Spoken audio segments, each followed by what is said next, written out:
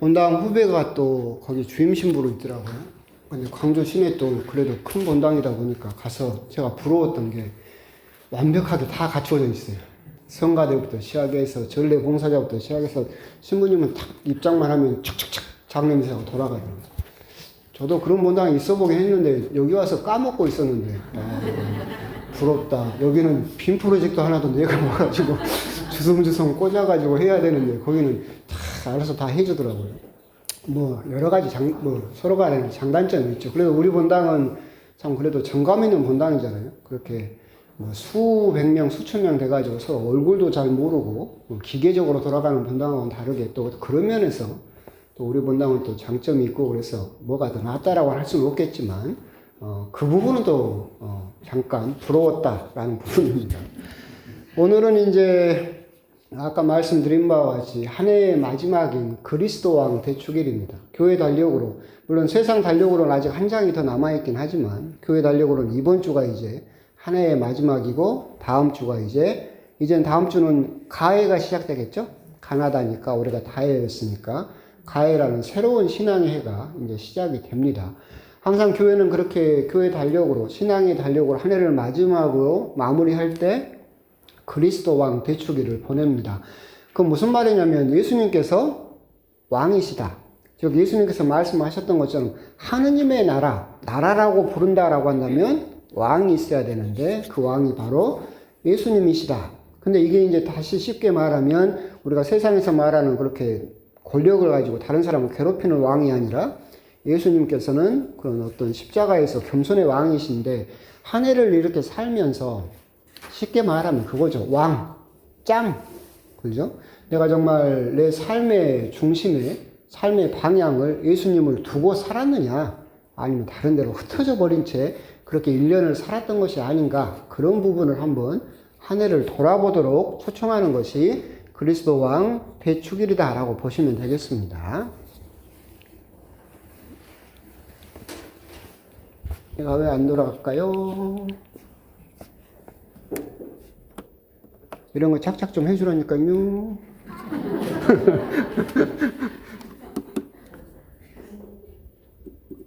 이게요. 아니. 그럼 또 서로 간에 복잡해지는 거. 이게 왜 안 되지? 알았습니다. 원인을 알았습니다. 리모컨 전원을 안 켜고 있었습니다. 저 탓이었습니다.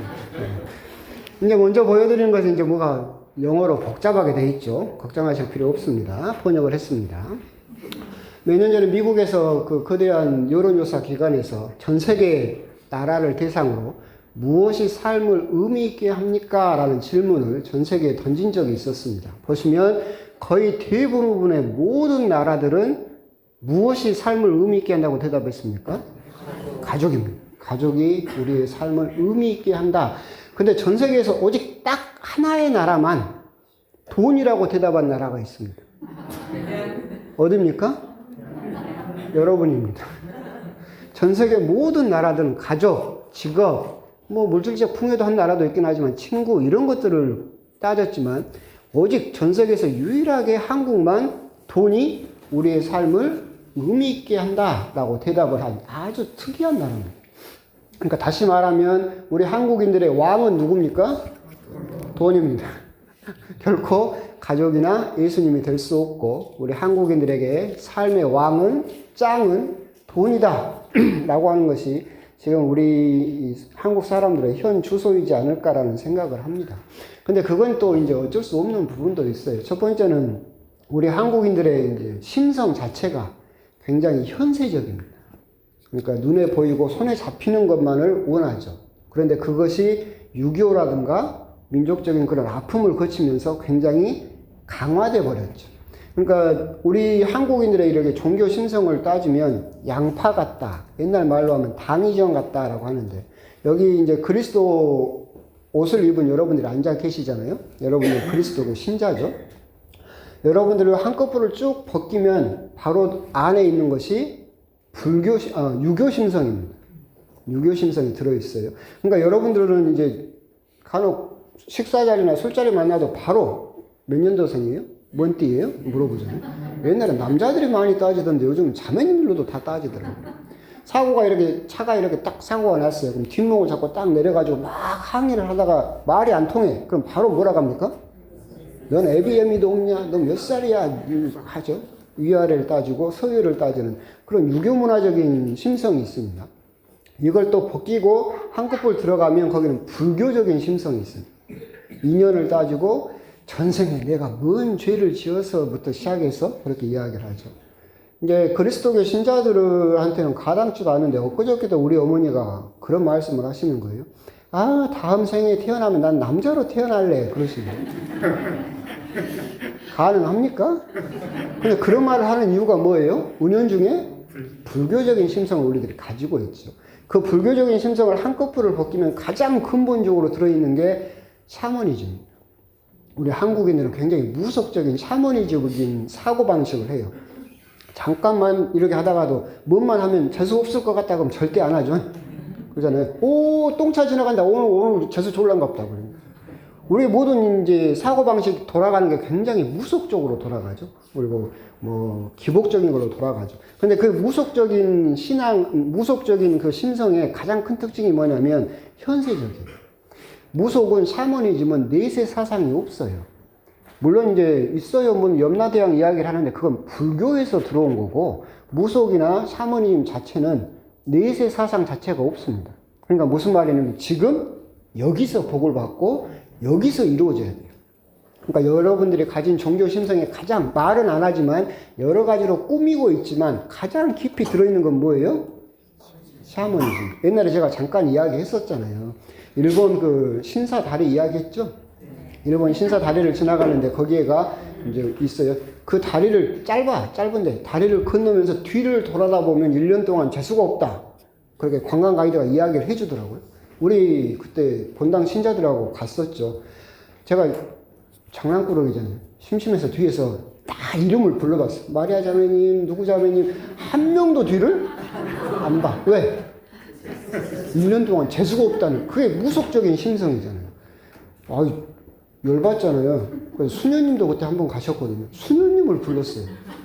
수녀님도 뒤를 안 봐. 그렇죠? 여러분 심성 안에 그런 게 있다는 거예요. 재수가 없다고 하면 안 하고 피하고 그런 거죠. 그렇기 때문에 굉장히 현세적이죠. 그러다 보니까 우리의 삶을 의미 있게 하는 게 뭐예요? 돈. 지금 눈에 보이고 손에 잡히고 당장 해결할 수 있는 그것을 따지고 있다라고 하는 것이 굉장히 우리 한국인들의 현 주소인데 이게 또 무엇을 의미하냐면 그렇기 때문에 우리가 일상생활이라든가 신앙인의 삶을 산다라고 하더라도 우리의 사고방식이 예수님을 왕으로 모시고 사는 삶과는 거리가 생겨버릴 수도 있다라고 하는 겁니다. 이 사진은 뭐냐면 태국 왕입니다. 여러분도 보면 지금 전 세계 왕이 실제로 굉장히 많아요. 영국도 있고 일본도 있고 스웨덴, 덴마크, 태국, 뭐 캄보디아도 있고 왕이 진짜 많은데 여기는 이제 태국 왕입니다. 태국에서 지하철을 만들었나 봐요. 갖고 이제 그 순시를 왔어요. 왕이 의자에 앉아 있고 나머지는 전부 어떻게 있습니까? 바닥에 앉아 있습니다. 왕하고 같은 자리에 앉을 수가 없습니다. 우리가 생각하는 왕은 이런 식이죠. 더 높고 다른 사람을 다스린다라고 생각을 하겠죠. 그럼 예수님도 과연 그런 의미의 왕인가라고 했을 때 전혀 아니다. 이쪽은 세상이 말하는 왕이겠지만 이쪽은 예수님 당신이 말씀하시는 왕이죠. 예수님이 왕으로서 인정받은 것은 아까 복음에서 들으셨듯이 십자가에서입니다. 그 전까지는 예수님을 왕으로 인정하지 않았죠. 하지만 예수님을 왕이라고 조롱하면서 조롱이었겠지만 왕으로 인정한 건 십자가뿐이었다. 즉 예수님의 왕관은 화려한 이런 보석이 아니라 가시관이었고 왕으로서 인정되고 앉은 옥자, 왕자는 십자가였다. 결국 예수님께서 그 명패로 붙인 여기는 INRI라고 돼 있었죠. 왕으로서 조롱하는 거지만 인정하는 거죠. 오른쪽부터 읽습니다. 유대인의 렉스 왕 나자렛 예수. 유대인의 왕이다라고 예수님을 왕으로 인정을 했지만 결국 그것은 당신이 보여주신 것처럼 아까 태국 왕처럼 나와 같은 선상에 있지 마라. 다 너희들은 나보다 낫다라고 하는 것이 아니라 당신이 낮아지는 왕이었죠. 하느님이 인간으로 내려왔고 인간이 십자가까지 내려가면서 우리들을 섬기려고 오셨던 그 왕으로서의 모습이다라고 하는 겁니다. 뭔 자입니까? 왕입니다. 인구 왕자입니다. 이거 작년에도 했어요. 이거 모르는 분은 없겠죠. 왕자를 자세히 보면 위아래가 있고 가운데가 십자가가 있다라고 생각할 수 있습니다. 이 말은 무슨 말이냐면 예수님께서 하늘과 땅을 십자가로 이으셨다라는 뜻입니다. 예수님을 사제직, 왕직, 예언직이라고 하는데 사제를 라틴어로는 폰티펙스라고 합니다. 폰티펙스의 단어의 원래 뜻은 다리입니다. 마포다리, 용도다리가 다리. 다리가 무슨 뜻이냐면 다리가 있어야만 이쪽에서 이쪽으로 그렇죠. 건너갈 수가 있죠. 연결해 주는 게 다리죠. 결국 예수님께서도 왕이시다라고 하는 것은 하늘과 땅을 다리로서 십자가로서 이으셨다. 그렇죠. 그러니까 예수님이 오심으로써 하느님이 어떤 분이신지를 우리들에게 알려주셨고 우리들의 고통과 우리들의 슬픔을 하느님께 알려드리는 그런 십자가로서 연결하셨다. 다시 말하면 이것은 무슨 말이냐면 하늘과 땅을 더해 주셨다. 더하게 하셨다라는 뜻입니다.